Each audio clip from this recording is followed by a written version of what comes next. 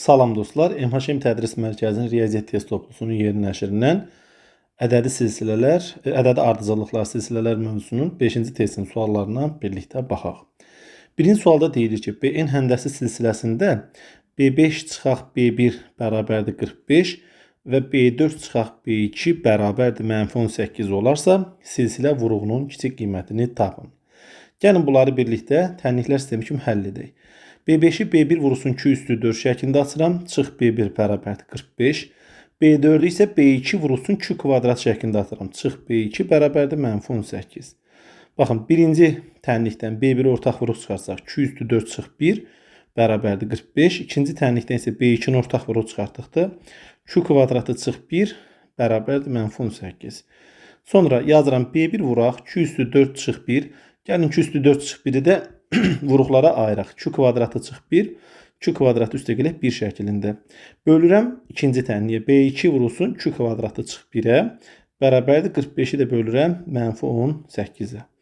Deməli, baxın, 2 kvadratı çıx 1'lər ixtisar getsə, B1 vuraq, sürətdə 2 kvadratı üstə gəl 1, bölək B2'nin də yerinə B1 vur 2 yazıram. Bərabərdir 45'dən 18'i 9'a ixtisar aparsam, sürətdə 5, məxrəcdə isə 2 alınır. Və cavab olur -2,5. Kəsirin sürət və məxrəcindəki B1'ləri də ixtisar aparsaq, yekunda alarıq 2 kvadratı üstə gəl 1 bərabərdir -2,5 2. Buradan 2 kvadratı üstə gələk 2,5 2, üstə gəl 1 bərabərdir 0. Diskriminant bərabərdir 2,5'in kvadratı çıxaq 4 vur 1 vur 1. Beləliklə alıram 2,25. Beləliklə Q1 bərabərdir. Bizdən kiçiyi soruşur. Kiçik Q-nü soruşur. Deməli, -2,5 çıx 1,5 bölünsün 2 vurulsun 1. Bu da -4 bölək 2.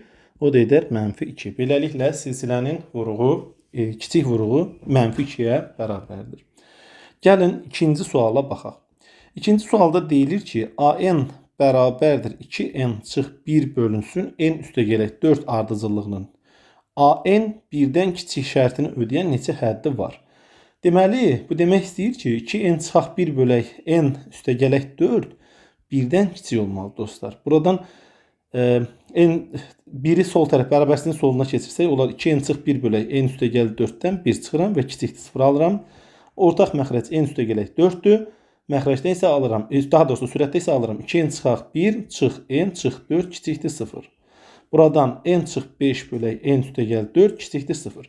Məxrəc N üstə gələk 4'ü 0'dan kiçik olsa götürsək, onda N kiçikdir -4 alarıq ki, bu bizə lazım deyil. Çünki burada N natural ədədlər alınmalıdır. Çünki ardıcıllığın indeksi ancaq natural ədədlər ola bilər. Beləliklə N çıxaq 5 kiçikdir 0 alırıq və N kiçikdir 5 alırıq. Deməli, N birdən 1'i almaq şərtindən 5'ə qədər, yəni belə bir intervalda qiymət alır. Onda neçə həddi var? 1, 2, 3 və 4. Yəni 4 dənə qiymətində. Doğru cavab D bəndi. İndi gəlin 3-cü suala baxaq. 3-cü sualda deyilir ki, AN ədədi silsiləsində A4 kiçikdir 16 və A8 böyükdür 40. Olarsa silsilə fərqinin ala biləcəyi ən kiçik tam ədədi tapın. Bu misalı gəlin bərabərsizliklərin tərəf-tərəfə toplanma qaydası əsasında eləyək. Bunun üçün nə edirəm? Gəlin birinci A8'i yazaq. A8 böyükdür 40. İkincidə isə hər tərəfi mənfiyə vursam, onda A4 böyükdür -16 alaram və indi tərəf-tərəfə toplaya bilərəm. Beləliklə A8 çıxaq A4 böyükdür 24. A8'dən A4 çıxanda qalır 4D böyükdür 24, D də böyükdür 6. D 6'dan böyüksə D'nin ala biləcəyi ən kiçik qiymət 7 olar. Doğru cavab C bəndi. Dördüncü suala baxaq. Dördüncü sualda deyilir ki, AN bərabərdir N üstə gəl 1 faktorial bölünsün N üstə gəl 3 və BN bərabərdir AN üstə gələk 1 bölünsün AN ardıcıllığı verilmişdir. B3 vuraq B4. Gəlin onda B3'ü təyin eləyək. B3 dedikdə N'in yerinə 3 qoysaq, olar A4 bölək A3. B4 dedikdə isə A5 bölək A4. Beləliklə B3 vurulsun B4 bərabərdir A4 bölək A3 vuraq A5 bölək A4. Beləliklə A4'lər ixtisar getsə qalar B3 vuraq B4 bərabərdir A5 bölək A3. Belə bir ifadə aldıq. Yaxşı. İndi A-nı nə cür tapa bilərik? Bunun üçün bir dənə ifadə verilibdir. E-nin yerinə 5 qoysam, onda A5 bərabərdir. 5 üstə 1 gəldikdə 6, yəni 6-nın faktorialı böl 4. Bağışlayın, 4 yox. E-nin yerinə biz 5 qoymuşduq. Böl 8 və A-nın yerinə 3, E-nin yerinə 3 qoysaq, A3 bərabərdir 4 faktorial bölünsün 6. Beləliklə, biz bu nisbəti hesablamaq istəyirik. Yazırıq B3 vuraq B4 bərabərdir A5-in yerinə 6 faktorial bölü 8 vuraq 4 faktorial da 6. Beləliklə 8-dən 6-nı ixtisar aparsaq 2-yə, sürətdə 3, məxrəcdə isə 4 qalır. Beləliklə B3 vuraq B4 bərabərdir. Baxın, 6 faktorialla 4 faktorial da ixtisar aparsaq sürətdə 5 vur 6 qalır. Deməli 5 vur 6 vuraq 3 bölünsün 4. 6 ilə 3-ü də 4-ü də 2-yə ixtisar aparsaq məxrəcdə 2, sürətdə isə 1 alaram. 3 dəfə 3 9, 9 dəfə 5 45, 45-i də 2-yə bölsək 22,5 cavabını almış olarıq. Beləliklə doğru cavab C bəndi olar. Sonra 5-ci sualda deyilir ki, AN ədədi silsiləsində A4-ün kubu bölək, baxın A1 üstə gələk A4 üstə gələk A7 üstə gələk A4-ün kvadratı bölək A2 üstə gələk A4 üstə gələk A6. Və deyir bu ifadə 10-a bərabərdir. Onda yazaq. A4-ün kubu bölünsün. A1 ilə A7-nin cəmi bizə verir 2A4. Və bir də üzərinə A4 gəlirik. Digər tərəfdən A4-ün kvadratı A2 üstə 6 gələndə 2A4 eləyir. Yenə onda yazaq. 2A4 üstə gələk yenə A4. Bərabərdir 10. Baxaq. Məxrəcdə olur birinci kəsirdə 3A4. Sürətdə isə A4-ün kubu. Üstə gələk A4-ün kvadratı bölək 3A4. Bərabərdir 10. Baxın, birincidə ixtisar getsə sürətlə məxrəc, burada qalır A4-ün kvadratı bölü 3, üstə gələk 3-də, burada da ixtisar getsə qalır A4. Deməli, bərabərdir 10. Buradan nə alırıq? 3-ə vursaq, A4-ün kvadratı üstə gələk A4 bərabərdir 30. Buradan A4 kvadratı, yəni mötərizəni silək hələ ki, üstə gələk A4, çıxaq 30 bərabərdir 0. Beləliklə, A4 üstə gəl 6 və A4 çıxaq 5 bərabərdir 0 alarıq. A4 üçün mənfi 6 və A4 üçün müsbət 5 cavablarını alırıq. Burada ilk 8 həddin cəminin ən kiçik qiymətini tapmaq tələb olunur. Onda biz A4-ü mənfi götürməliyik ki, biz bilək də. Çünki 4-cü hədd mənfidirsə də onunla getmək daha asan olar ki, biz cavabı mənfi ala bilək. Onda A4 bərabərdir A1 üstə gələk 3D. Buradan A1-i tapaq. Olur onda A4-ün yerinə yazarıq.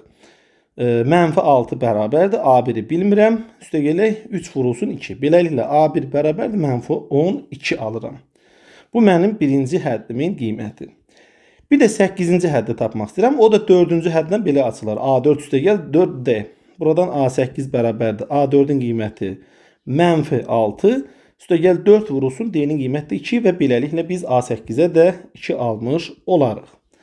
Beləliklə ilk 8 həddin cəmini tapmaq istəyiriksə, yazarıq onda. Özdə kiçik qiymətini tapmaq istəyirik. A1 üstə gələk A8 bölə 2 vuraq 8.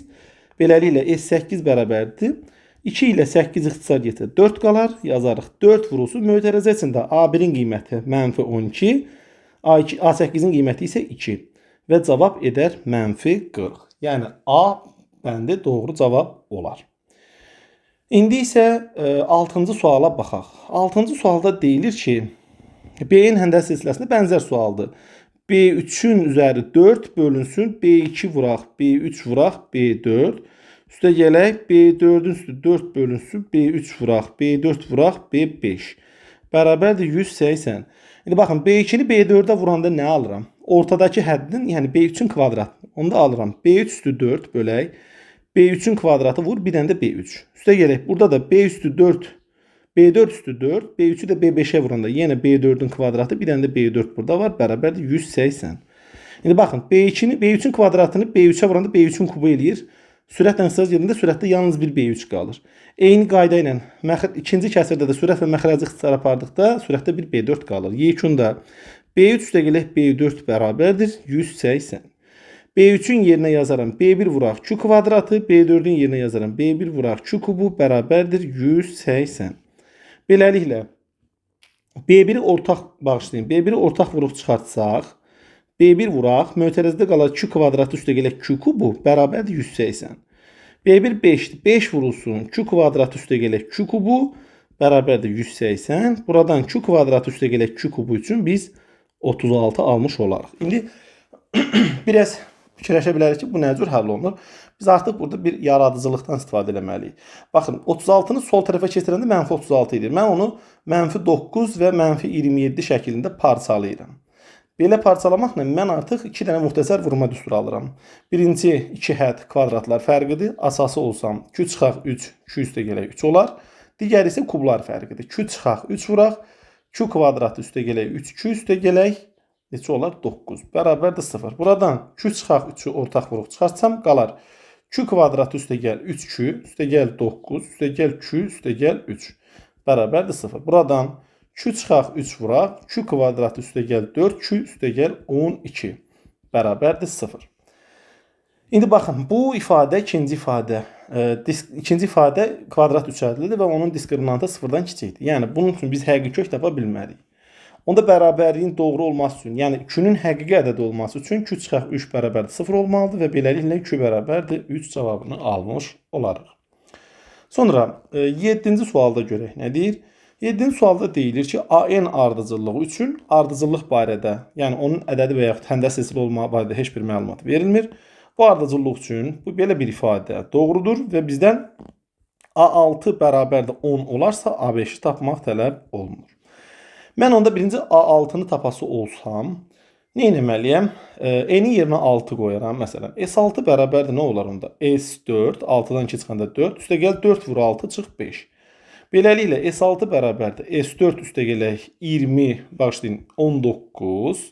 İndi S6-dan da S4'ü çıxaram. Alaram yenə 19. Yəni S4'ü bərabərin sonuna keçdikdə. S6-dan S4'ü çıxanda nə qalır? Yəni ilk 6 həddin cəmindən ilk 4 həddin cəmini çıxanda bir 5-ci, bir də 6-cı hədd qalır. 5-ci və 6-cı həddlərin cəmi 19. A5 üstə gələk 6-cı həddimiz 10-dursa, onda 5-ci həddə də 9 almış olarıq. Bizdən də silsilənin, daha doğrusu ardıcılığın 5-ci həddini tapmaq tələb olunurdu və biz 5 cavabını, 5-ci deməli hədd üçün 9 cavabını aldıq. İndi 8-ci suala baxaq. 8-ci sualda deyilir ki, bu şərtləri ödəyən AN ədədi silsiləsində silsilə fərqinin ala biləcəyi qiymətlərin hasilini tapın. Dərhal nə edirik? Dərhal belə bir ifadə yazaq. Deməli, A2'nin kvadratı üstə gələk A5'in kvadratı bərabərdir 221. A2 üstə gələk A5 də bizdə 19'dur. İndi baxın, ikinci tənliyin hər iki tərəfini kvadrata yüksəltsək. A2'nin kvadratı üstə gələk A5'in kvadratı üstə gələk 2A2 A5 bərabərdir 19'un kvadratı da olur 361. İndi A2'nin kvadratı, A5'in kvadratı bizdə 225'dir. 1'dir. Onda olur 221 üstə gələk 2A2 A5 bərabərdir 361. 2A2 A5 üçün biz 140 alarıq. Buradan da A2 A5 bərabərdir. 140'ı da 2'yə böldükdə 70 olar. İndi biz nə etməliyik? Biz bu silsilə fərqini, yəni D-nin ala biləcəyi qiymətlərin hasilini tapmalıyıq. Bunun üçün nə edirik? Biz burada belə bir, əslində qalsa bunu şifahi yolla tapmaq olar. A2 ilə A5'in cəmi 19'dur. Bunların A2 ilə A5'in hasili isə 70'dir. İndi burada məsələn 11'i 14, bir də 5 ola bilər. Buradan biz D-nin qiymətlərini tapa bilərik. Amma hansının 14, hansının 5 olduğunu bilmirik. Yəni iki hal əslində qalsa mövzudur. Baxın, biraz şifahiyə gedirəm, amma siz sadəcə olaraq belə eləyə bilərsiniz. Məsələn, bu qırmızıya aldığım tənlikdən A5'i tapsaz, 19 çıxaq A2 olar. İkinci bu yaşılla alacağım tənlikdə aparıb əvəzləməni aparıb A2 üçün bir dənə kvadrat tənlik alarsınız. Sonra A2'yə qiymətlər tapıb oradan A5 təyin edə bilərsiniz. Amma birbaşa biraz asan olsun deyə nə edirik? Deyirik ki, 2 dənə ədəd deyin, toplayanda 19, vuranda 70 eləsin. Bu da nə ola bilər? 14 və 5'dir də, düzdürmü? Deyək ki, birinci halda A2 5'dir, A5 14'dür. Bu birinci tənlikdir. Birinci halda daha doğrusu. İkinci halda A2 14'dür. A5 isə 5'dir. Yəni birinci artan ədədi silsilədir, ikinci isə azalan ədədi silsilədir. Birinci hal üçün A5'i açsaq, A2 üstə gələk 3D yazarıq. Yəni 14 bərabərdir 5 üstə gələk 3D'dən D-ni 3 taparıq. İkinci halda isə yenə də A5 bərabərdir A2 üstə gələk 3D'dir. Yəni 5 bərabərdir 14 üstə gələk 3D'dən D üçün biz -3 cavabını tapmış olarıq. Silsilə fərqinin ala biləcəyi qiymətlərin hasili isə bizdə -9-a bərabər olar ki, bu da D bəndinə uyğundur. Sonra gəlin o birisi suala, 9-cu suala baxaq. 9-cu sualda deyilir ki, sonsuz həndəsi silsilənin nömrələri 4-ə bölünən hədlərinin cəmi 4-ə bölünməyən cüt nömrəli hədlərinin cəmindən 9 dəfə böyükdür. Gəlin biz birinci cüt hədləri yazaq. Sonsuz həndəsi silsilə üçün B2, B4, B6, B8, B10, B12 və s. İndi deyir 4-ə bölünən hədlərinin cəmi. Yəni B4 üstəgəl, B6 üstəgəl, bağışlayın, B8 üstəgəl, B12 üstəgəl və s. sonsuza qədər davam eləyir. 3 misilinə bərabərdir nəyin? 4-ə bölünməyən cüt nömrəli hədlərin. Yəni B2 üstəgəl, B6 üstəgəl, B10 üstəgəl və s. İndi baxaq. Bağışlayın, 9 dəfə böyükmüş. Mən 3 yazmışam. 9 dəfə böyükdür. İndi mən nə yazıram? Baxın, bunu həll eləmək üçün sol tərəfdə bizdə silsilə vurğunun kiçik qiymətini tapmır. Sol tərəfdəki B4'ü, məsələn, baxın, B4'ü B2-yə uyğun açıram, B6'nı B8'i B6'ya, B2 B10'a və bu prosesi biz sona qədər davam elətdiririk. Onda baxın, B4'ü yazarıq nə? Deməli, B2 vurulsun Q-nin kvadratı, B8'i B6 vuraq Q-nin kvadratı, B12'ni B10 vuraq Q-nin kvadratı və s. Bərabər 9 vurulsun B2 üstəgəl, B6 üstəgəl, B10 üstəgəl və s. Bu qaydada gedirik. İndi buradan biz nə edə bilərik? B2'ni deməli Q kvadratını ortaq vuruq çıxartsam, alaram B2 üstəgəl, B6 üstəgələk, B10 üstəgələk və s. bərabərdir 9 vurulsun B2 üstəgəl, B6 üstəgəl, B10 üstəgəl və s. Buradan bərabərliyin sağ və sol tərəfində bu hədləri ixtisar aparsaq, yerdə nə qalır? Q kvadratı bərabər 9, buradan Q1 bərabərdir 3, Q2 də bərabərdir -3 olar. Cavab -3'dür. Amma baxın, bu sonsuz həndəsi silsilə deyir. Azalan həndəsi silsilənin böyük ehtimalla nəzərdə tutur.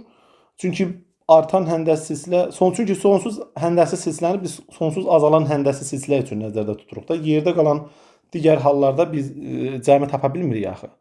Yəni belə bir hal üçün verir. Biz Q-yə -3 aldıq, amma yəqin ki burada sonsuz azalanı fikirlərində tutublar, amma Q-nun ala biləcəyi qiymətin -3 olduğunu bunlar nəzərdən qaçırıblar. Yəni bu ola bilməz.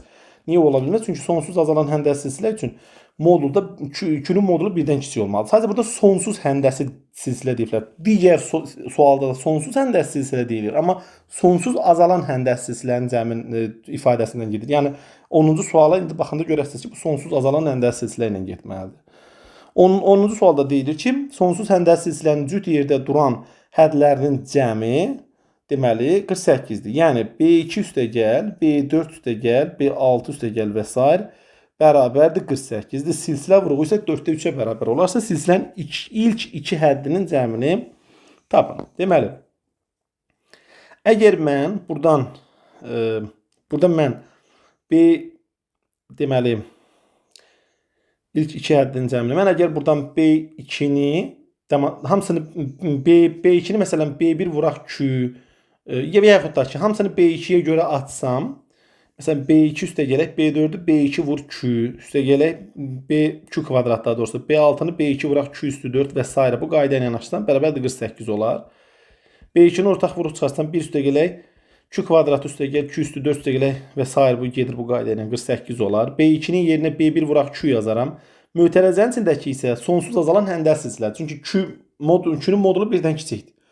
Və beləliklə, çünki silsilə vuruğu Q bu 4'də 3'dür. Bu sonsuz azalan həndəsi silsilə deməkdir.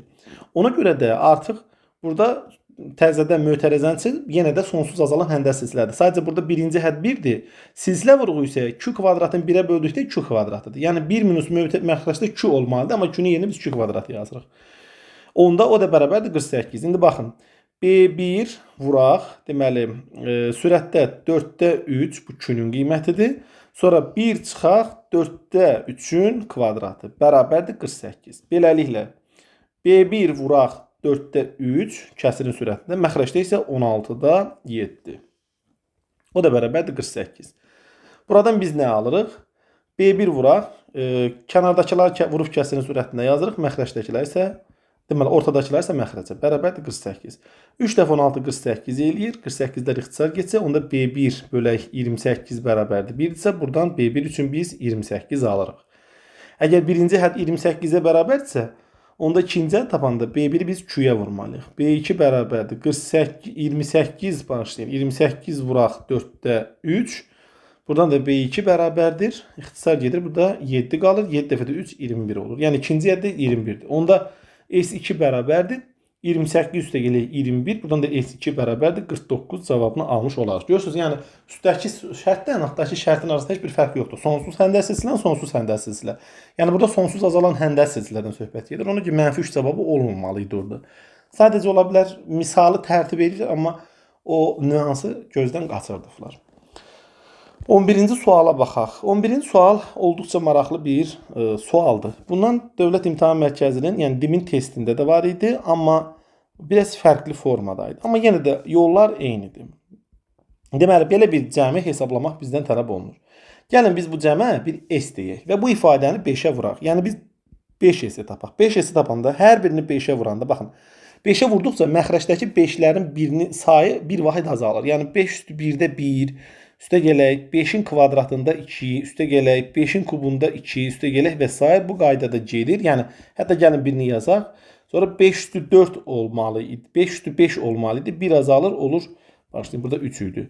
Olur 5-in üstü 4-də 4. Yəni bu qaydada gedir və s. Sonra nə edirik? Gəlin bu 5S-dən də S-i çıxaq. Yəni S-i də gəlin təzədən altda yazın. Və bu hissəni baxın, buradan başlayayım. 5-in kvadratında 1, 5-in kubunda 2, 5-in üstü 4-də 3 və s. Bu qaydada davam edirik. Və gəlin biz bunları tərəf-tərəfə çıxaq. Tərəf-tərəfə çıxdıqda 4S bərabərdir. Baxın, birinci qalır 5-də 1, üstə gələk 5-in kvadratında 2-dən 5-in kvadratında 1-i çıxsaq qalır 5-in kvadratında 1. Sonra digər ikisini çıxsaq 5-in kubunda 1, üstə gələk 5 üstü 4-də 1, üstə gələk və s. Deməli, bax, bu hədlər artıq, baxın, sağ tərəf artıq sonsuz azalan həndəl silsilədir. Və cəm düsturunda birinci hədd B1-dir, çıxaq 1 minus Q. Q-nün də qiyməti, baxın, 5-də 1 dəfə azalır da. Yəni 5-də 1-ə vurmaqla ikinci həddi alırsınız. Yəni Q-sü 5-də 1-dir. O da bərabərdir. 5-də 1 bölünsün 5-də 4. 5-lər də ixtisar getsə 4-də 1. Deməli, 4S bərabərdir 4-də 1. S də bərabərdir 16-da 1. Bax, bu şəkildə olur. Sonra İndi isə 12-ci suala baxaq. 12-ci sualda bunun eynisidir. Deməli, S bərabərdir 5-də 1, üstə gələk 5-in kvadratında 2, üstə gələk 5-in kubunda 3 və s. Bu qayda ilə gedir. İndi mən nə edirəm? Bunu 5-ə vururam və 5 misilini tapıram. 5-ə vurduqda 1, üstə gələk 5-də 2, üstə gələk 5-in kvadratında 3, üstə gələk 5 üstü 3-də 4 və s. Bu qayda ilə də gedir. Və 5S-dən S çıxdıqda 4S bərabərdir. 1 üstə gələk 5-də 2-dən 5-də 1 çıxanda 5-də 1. 5-in kvadratında 3-dən 5-in kvadratında 2 çıxdıqda 5-in kvadratında 1. 5-in kubunda 1 və s. Bu qayda ilə gedir. Beləliklə 4S bərabərdir. Sağ tərəf yenə sonsuz azalan həndəl silsilədir. Birinci həddi 1-dir. 1 çıxılsın. Küsü də 5-də 1-dir. O da bərabərdir 1 bölünsün 5-də 4. O da bərabərdir 4-də 5. Deməli 4S bərabərdir 4-də 5-dirsə də 2S-i tapanda hər tərəfi 2-yə bölürük. 4-də 5-i də 2-yə böldükdə 8-də 5 alınır ki, doğru cavab da B bəndi edir. İndi keçək növbəti suala, yəni 13-cü suala. 13-cü sualda deyilir ki, AN ədədi silsiləsində A2 bərabərdir 10 və A5 bərabərdir 34 olarsa, N-in hansı qiymətində bu bərabərlik ödənər? Deməli, biz neyiniyək? Birinci bu ifadədən, yəni A5 bərabərdir A2 üstə gələk 3D şəklində açıb D-ni tapa bilərik. Beləliklə 34 bərabərdir 10 üstə gələk 3D. 3D bərabərdir 24 və D üçün biz neçə alarıq? 8. Bunu tapdıq. İndi deyir ki, AN çıx 4-cü həddən N üstə gələk 6-cı hədlərin cəmi 148-dir. Onda A4-ü A1-ə görə aça bilərik və yaxud A2-yə görə aça bilərik. Fərq yox. Yəni A1-i tapaq. Məsələn, D8 isə A2 10 isə onda A1 də 2-dir. Onda A4-ü A1-ilə nə cür açarıq? A1 üstə gələk N çıxaq 4-dən 1 əskildirsiniz. Yəni N çıxaq 4 çıx 1. Vur D üstə gələk A1 üstəgələ n üstəgələ 6-dan bir dənəsini əsk etməlisiniz. Vurursunuz deyə bərabərdir 148. Beləliklə A1 üstə A1 gəldikdə 2A1 üstəgələ d-ni də ortaq vurub çıxarsaq. Birinci mötərizənin içində n çıx 5-dir.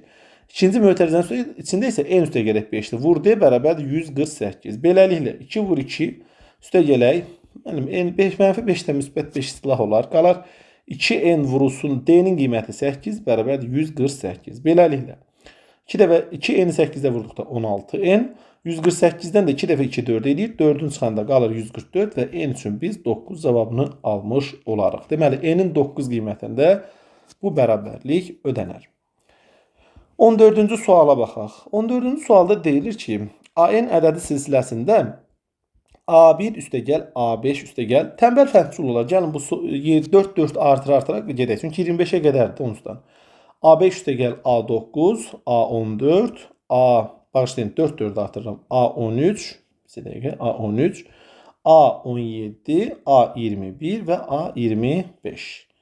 A25 o da bərabərdir neçəyə? 105-ə. İndi baxın, bunları birbaş bir ayaq toplayaq. A1 ilə A25-in cəmi bizə 2A13 verir. Sonra A5-dən, gəlin bunu silək. A5 ilə A21-in cəmi yenə bizə 2A13 verir. Eyni qayda ilə A9 ilə A17-in cəmi də 2A13 verir. Bir dənə də ortada A13 qaldı. Bərabərdir 105. İndi neçə dənə A13-ümüz var? 7 dənə A13-ümüz var. 105 etsə A13 üçün biz 15 almış olarıq. Yəni bunu sərgəli yazaq. 15 alarıq. İndi bizdən A7 üstəgəl A15 üstəgəl A17 cəmini tapmaq tələb olunur. İndekslərə baxaq. Bu üç indeksin cəmi bizə verir 39. Yəni 13-ün 3 mislini. Deməli bu 3 vuraq A13-ə bərabərdir. Beləliklə 3 dəfə də 15 45 edər. İndi keçək 15-ci suala. 15-ci sualda deyilir ki, ədədi silsilədə bu iki bərabərlik doğrudur. Yəni S20 çıx S17 bərabərdir 213-dür. S14 çıx S9 da 110-dur.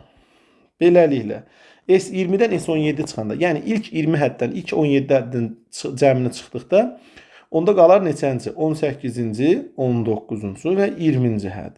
Bərabərdir 213. Digərində də ilk 14 həddin cəmindən 9 həddin cəmini çıxdıqda 10-cu, 11-ci, 12-ci, 13-cü və 14-cü hədlərin cəmi qalar.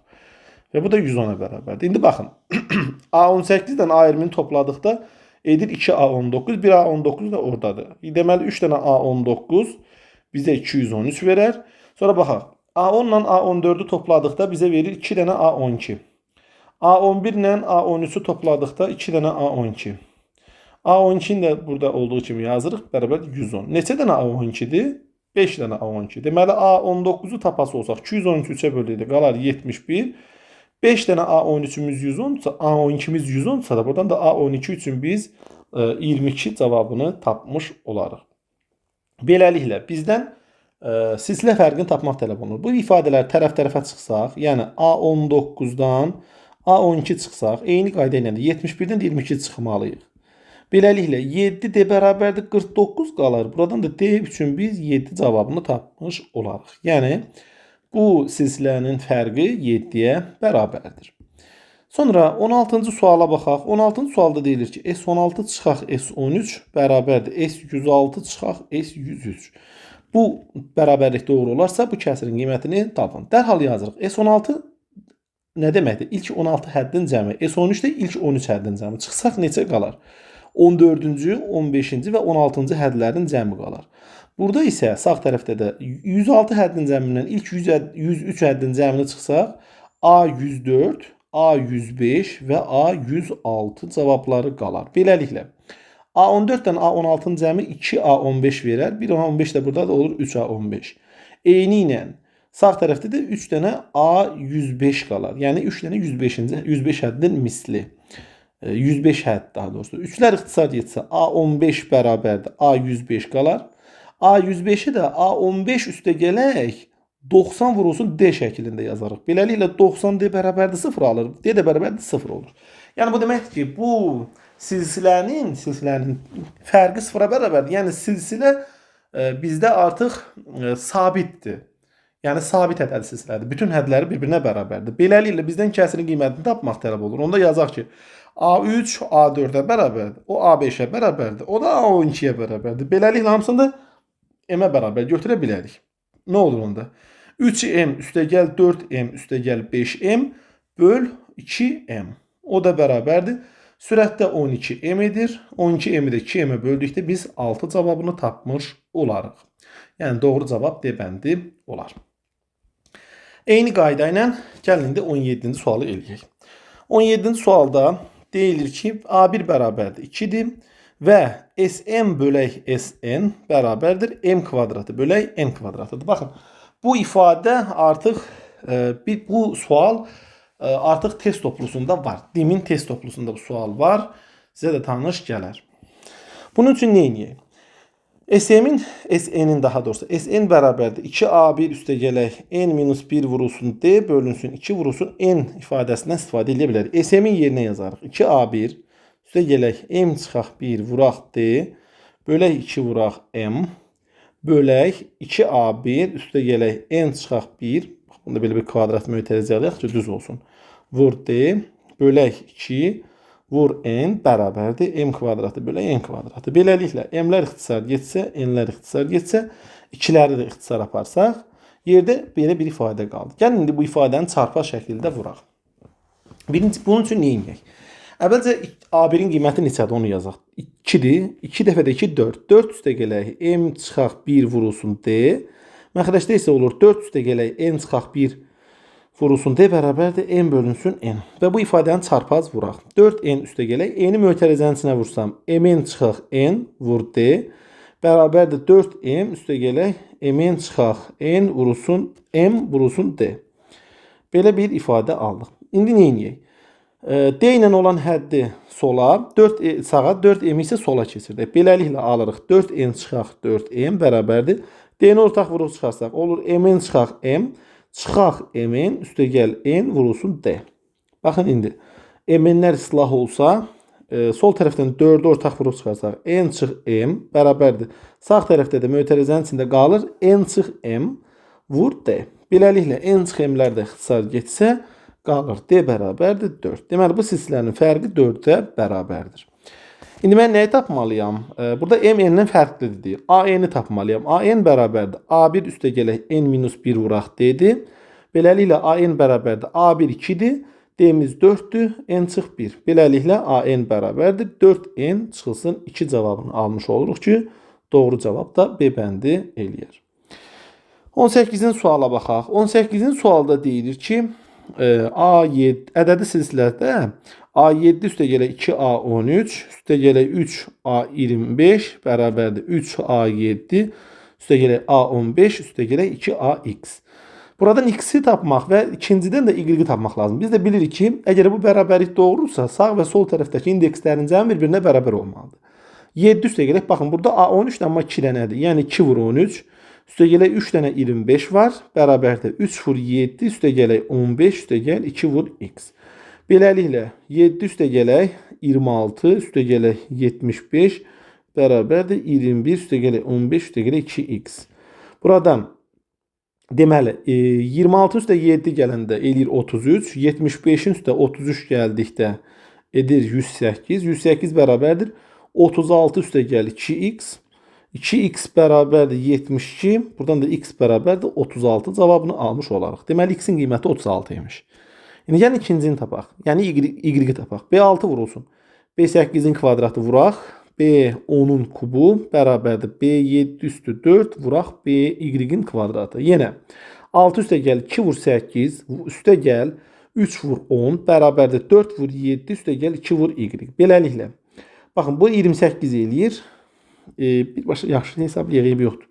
6 üstə gələk 16 üstə gələk 30 bərabərdir 28 üstə gələk 2y. Baxın 28-i sola keçirsək 30-dan 28 çıxanda 2 qalır. 6 üstə 16 edir 22, 2 də oradan 24. Yəni 2y 24 isə də buradan y üçün mən 12 alıram. Beləliklə x minus y fərqini tapası olsam cavab 24 olar. 24 də bizdə D bəndinə uyğundur. Sonra burada 19-cu suala baxaq. Aha, bir dənə bağışlayın. 19-cu sual. 19-cu sualda deyilir ki, AN ədədi silsiləsində S100 çıxaq S99, üstə gələk S98 çıxaq S97, üstə gələk və s. S2 çıxaq S1 bərabərdir 100-dür. Baxın, ilk 100 həddin cəmindən ilk 99 həddin cəmini çıxsaq, sadəcə 100-cü hədd qalar.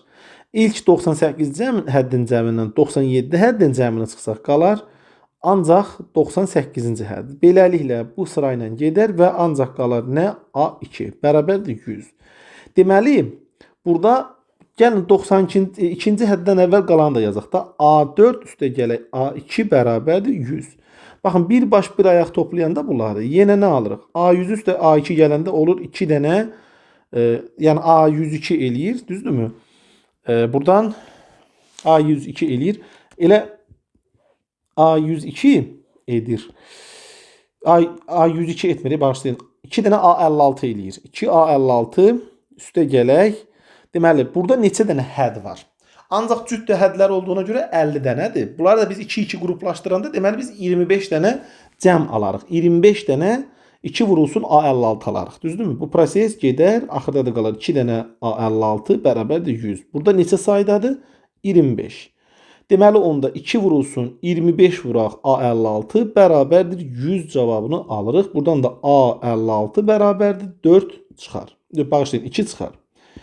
2 çıxar. İndi bizdən S101-i tapmaq tələb olunur. S101 bərabərdir A1 üstə gələk A101 böl 2 vur 101. A1 ilə A101-in cəminin yarısı bizə A56-nı verir və biz 101-ə vurmalıyıq onu. Beləliklə S101 bərabərdir 2 vur 56, bu da elədir 200, bağışlayın, burada 256 nə idi? Bağışlayın, səhv oldu. 2 vuraq 101, bu da edər 202. Doğru cavab B-bəndir. Və bu testin sonuncu sualına gəlib biz çıxdıq. Sonuncu sualda deyilir ki, 20-ci sual, AN bərabərdir N üstəgəl 18 böl N üstəgələ 2 ardıcılığına neçə həddi tam ədəddir? Dərhal belə bir şey eləyək.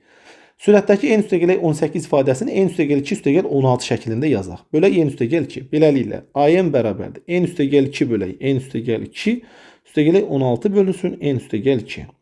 Beləliklə, AN bərabərdir 1 üstəgələk 16 bölünsün N üstəgəl 2. Buradan da A, deməli, N-in yerinə elə bir, deməli, tam həddir, tam ədəddir demək nə deməkdir? Yəni, 16-nı biz elə bir ədədə bölməyik ki, qalıq qalmamalı. Bunun üçün məxrəc nə ola bilər? 2 olar. 2 olması üçün gərək N-in yerinə 0 qoyaq. Biz də bilirik ki, N-in yerinə biz 0 qoya bilmərik, çünki natural ədəd olmalıdır. Onda 4 olmalıdır məxrəc. 4 olması üçün N-in ayağına 2 yazmalıyıq. N-in yerinə 2 yazmalıyıq. Onda olur 1 üstəgələk 16 bölək 4. Bu elədir 5. Sonra 16 nəyə bölünür? 8-ə. 8-ə bölünməsi üçün N-in yerinə 6 qoyuruq. A6 bərabərdir 1 üstəgələk 16 bölünsün 8. Bu elədir 3. Və A, bu məxrəc 16 eləməlidir. A-nın yerinə, daha doğrusu N-in yerinə 14 qoymalıyıq ki, məxrəc 16 eləsin. Belə də A14 bərabərdir 1 üstəgələk 16 bölü 16. Bu da elədir 2. Deməli, ancaq və ancaq 3 dənə qiymətində doğru cavabda olar. C bəndir. Beləliklə biz 5-ci testində izahlarına tam baxdıq. Ümid edirəm ki, heç bir həll və yaxud texniki səhvə yol verməmişəm. Əgər texniki səhvə yol vermişəmsə, əvvəlcədən hər birinizdən üzr istəyirəm. Zəhmət olmasa həmişə dediyim kimi, texnik səhvləri, baş vermiş həll səhvlərini şərh bölməsinə qeyd edin. Və sizdən xahişim videonu bəyənmək, paylaşmaq və kanala abunə olmaq ki, qoy biz fikrimizi çox insana çatdıra bilək. Diqqətiniz üçün minnətdaram, sağ olun.